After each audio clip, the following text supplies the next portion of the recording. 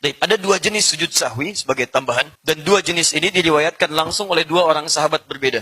Maka tiga kondisi ini, baik kemudian kurang dari gerakan atau keadaan salat, lebih dari yang semestinya, atau bahkan sebelum berakhir sudah salam, itu bisa dilakukan satu amalan yang disebut dengan amalan sujud. Sujudnya adalah sujud khusus bagi yang merasakan lupa atau ada situasi lalai dalam salatnya. Lupa yang mengakibatkan lalai dalam gerakan dan terkait dengannya, dalam bahasa Al-Quran disebut dengan sahwun namanya. Sahwun. Maka dari sini muncul istilah sujud sahwi. Jelas ya? Baik, ada dua jenis sujud sahwi sebagai tambahan. Dan dua jenis ini diriwayatkan langsung oleh dua orang sahabat berbeda. Jadi sebagai informasi untuk kita, pertama, ada dari sahabat Abdullah bin Buhaina.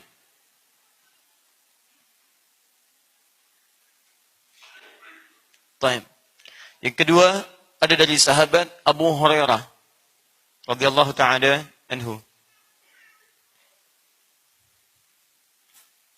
Dua-duanya tercantum dalam Sahih Al-Bukhari.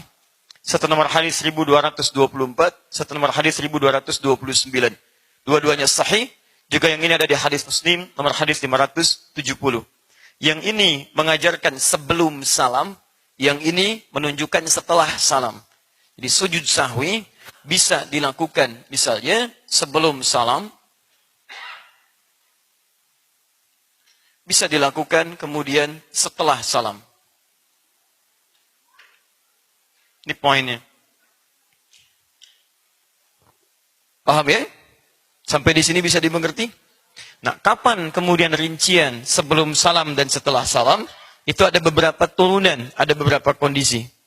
Umumnya, kalau sekiranya dalam gerakan sholat kita, atau dalam prosesi sholat kita, kita melakukan misalnya gerakan-gerakan menambah dari yang semestinya, karena kita ragu di dalamnya misalnya, atau kita paham setelah selesai menunaikannya, maka sujud sahwi dilakukan setelah kita menunaikan salam. Jelas? Misal, sholat subuh berapa rakaat? 2 rakaat. Dalam keadaan tidak sadar, Anda mengerjakan 3 rakaat misalnya. Maka setelah Anda selesai salam, Assalamualaikum, Anda tunaikan kemudian sujud sahwi. Paham sampai sini?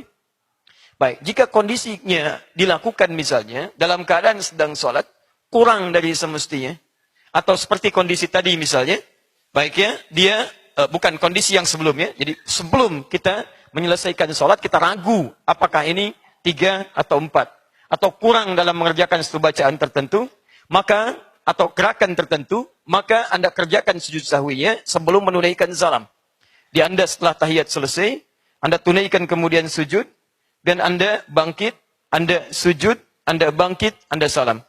Teknis saya simpan belakangan, saya jelaskan sekali lagi, jika Anda lebih dalam satu pekerjaan salat, maka Anda tunaikan sujud sahwinya setelah selesai salam. Paham?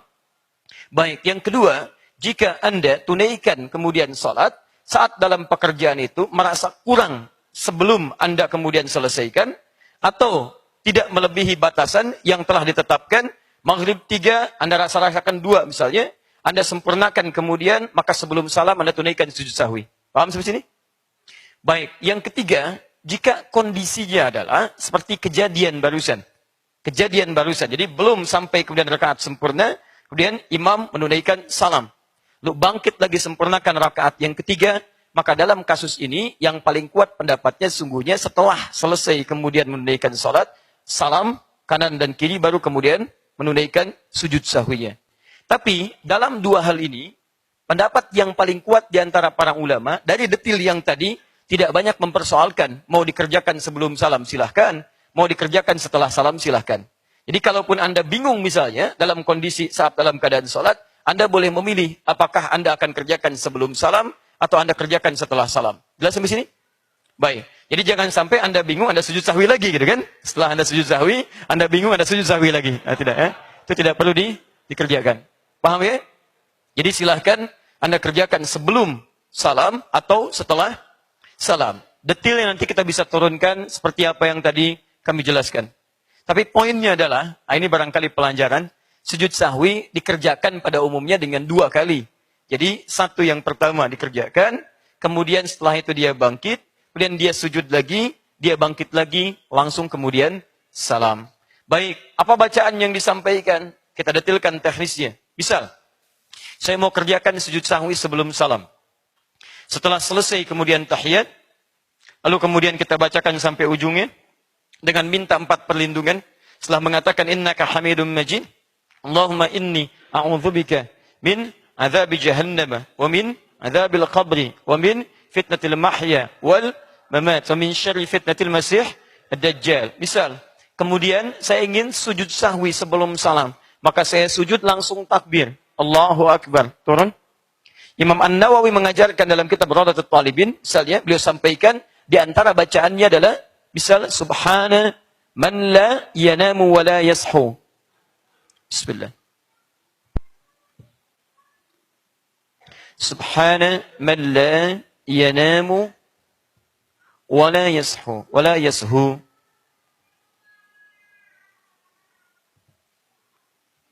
Subhana man la yanamu wa la yashu. Ini bacaannya. Maha suci Allah, zat yang tidak pernah tidur juga tidak pernah lupa. Baik, kenapa ada 2 kalimat ini? Karena kemungkinan orang-orang yang lupa dalam salatnya, baik dalam gerakan atau bacaan, hanya ada 2 penyebab.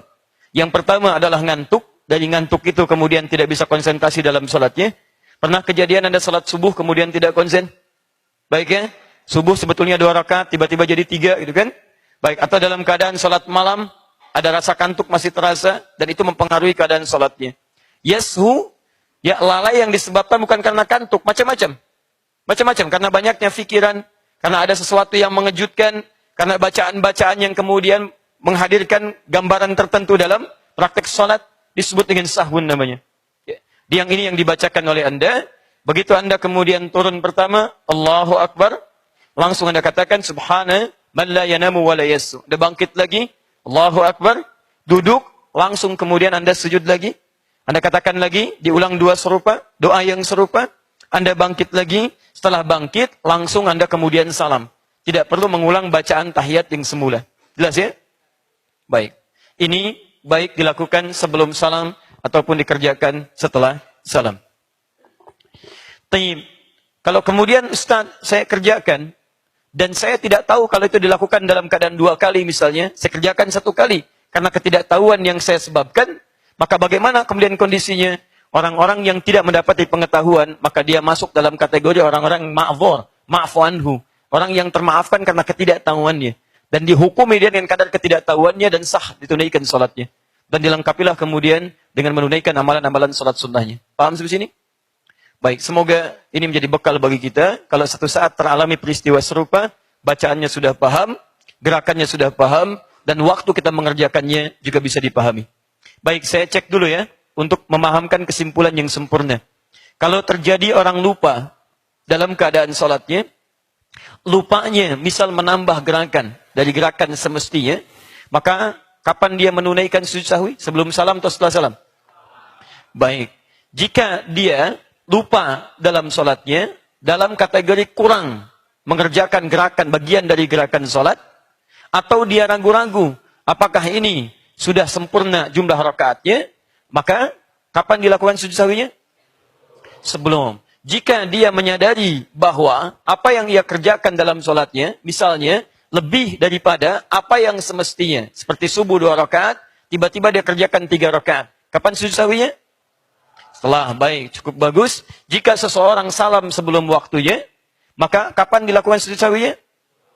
Setelah. Ada yang mengatakan sebelum. Pendapat terkuat di sini setelah, tapi tidak mengapa dilakukan sebelum. Baik, di antara sebelum dan setelah, mana yang paling kuat? Baik, dua-duanya kuat. Dikerjakan sebelum ataupun setelah. Jika dalam kondisi Anda tidak tahu apakah sebelum atau setelah, Anda memilih yang mana yang dikerjakan? Bebas, mau sebelum, mau setelah, silakan. Ya setahu Anda saja silakan. Anda mau kerjakan sebelum benar, mau Anda kerjakan setelah juga benar. Paham sampai sini? Baik, jazakumullah khair.